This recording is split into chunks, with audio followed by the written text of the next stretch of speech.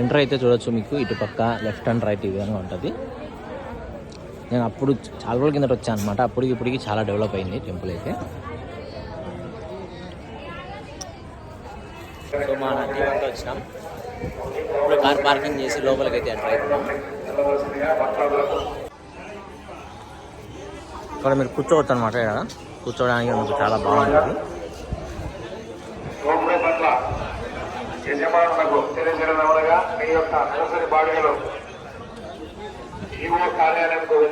Guys ఇప్పుడే దర్శనం అయితే అయిపోయింది. లోపలికి టెంపుల్ లోపలికి అయితే మొబైల్ అలౌ లేదు.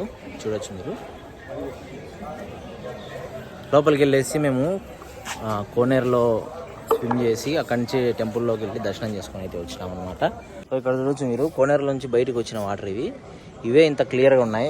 కోనేరు లోపల అయితే ఇంకా చాలా క్లియర్ ఉంటాయి వాటర్ అయితే. మీరు కోనేరు లోపల వాటర్ చూడాలి గైస్. ఎలా ఉంటాయంటే చాలా క్లియర్గా ఉంటాయి అన్నమాట.